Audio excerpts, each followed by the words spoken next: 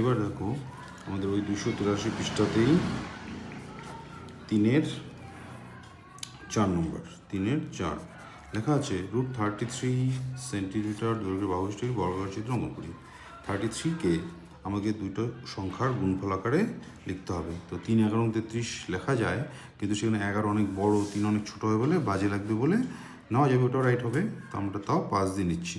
5 6 30, 3 থেকে 0 গেলে 3 হয়, সেদিকে থাকে না, দশমিক দিয়ে একটা 0 আনতে হয়, 30 হয়, আবার 5 6 30। অর্থাৎ আমরা √33কে আমরা লিখতে পারি 6.6 × 5। অর্থাৎ এই দুটোই আমাদের মাপ। সেই মাপ দুটোকে প্রথমে আমাদের আগের মতোই সেম একই আগানো, আগের মতোই।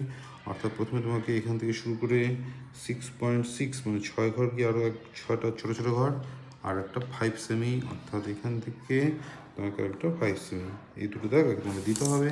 তাহলে 6.6 সেমি আর হচ্ছে 5 সেমি দুটো দেখতে হবে।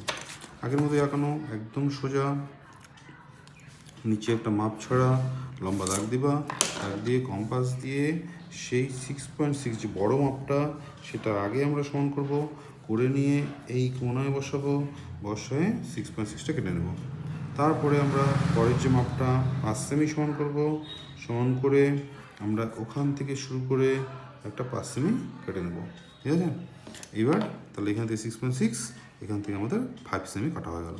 যেখানে 5 সেমিটা কাটা শেষ হলো ওখানে কম্পাসটা বসবে, বসে ফাঁকাটা নিতে হবে আইডিয়া করে অর্ধেকের বড়, অর্থাৎ অর্ধেক তো এখানেই আছে, অর্ধেক মোটামুটি এইটুকু, তার থেকে বড় ফাঁকা নিতে হবে। তার ছোটো নিলে কিন্তু আঁকানো হবে না। তারপর এইটুকু নিয়ে তাহলে অর্ধেকের বড় ফাঁকা নিয়ে তোমার ইচ্ছা মতো নিয়ে ওপরে একটা কাটবো, নিচে একটা কাটবো। সে এবার ছোটো বড়ো না করে এখানে উঠে এই কিনারে বসাতে হবে। এখানে কিন্তু বসে কাটা হয় না কোনো, হ্যাঁ।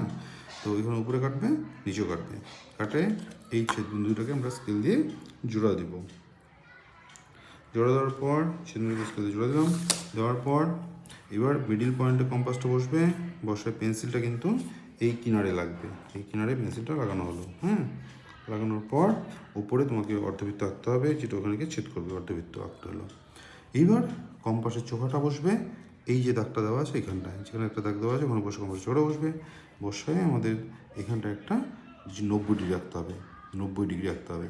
90 ডিগ্রি রাখার জন্য যে কোনো পাম্পের ছোট্ট একটা ফাঁকা নিয়ে একটা গোল দিবা, দিয়ে ওটাকে ছোটো বড় না করে এখানে বসে একবার কাটবো, ওখানে বসে আরেকবার কাটবো, আরেকবার বসে উপরে একবার কাটবো, এখানে বসে এখানে একবার কাটবো।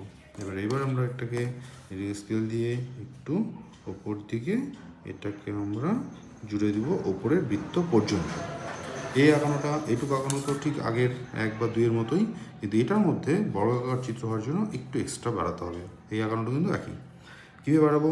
এবার কম্পাস দিয়ে যে মাত্র যে তুমি বর্গমূলটা যে করলা, অ্যান্সারটা যে আগের যে অ্যান্সারটা, কম্পাস দিয়ে তোমাকে ওইটুকু সমান করতে হচ্ছে, সমান করলাম। ওই কম্পাস দিয়ে এইটুকু সমান করতে হলো, সমান করলাম করে ওখানেই বসানো থাকবে কম্পাসটা।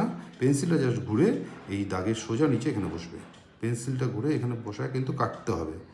এটা কিন্তু আর কাজ নেই, এখন নতুন করে একটা দাগ হবে, হ্যাঁ, দাগ হবে।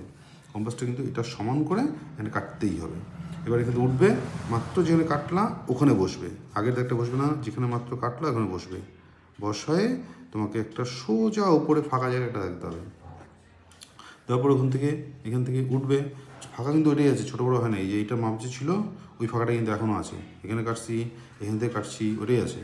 এবার চোখাটা এই উপরের এই বিন্দুটাতে এখানে বসবে, যেখানে কি টাচ হয়েছে, বসানোর পর এখানে ওই মাপ দিয়েই এখানে কাটবে। 4টা মাপ কিন্তু একই। তো এটা মাপ হওয়ার পর এটাকে তোমাকে জুড়ে দিতে হবে, এই যে জোড়া দিতে হবে এবং এটাও জোড়া দিতে হবে। এখানেও তোমাকে এর উপরের সাথে এটা জোড়া দিতে হচ্ছে। এটাকে বলা হচ্ছে বর্গক্ষেত্র।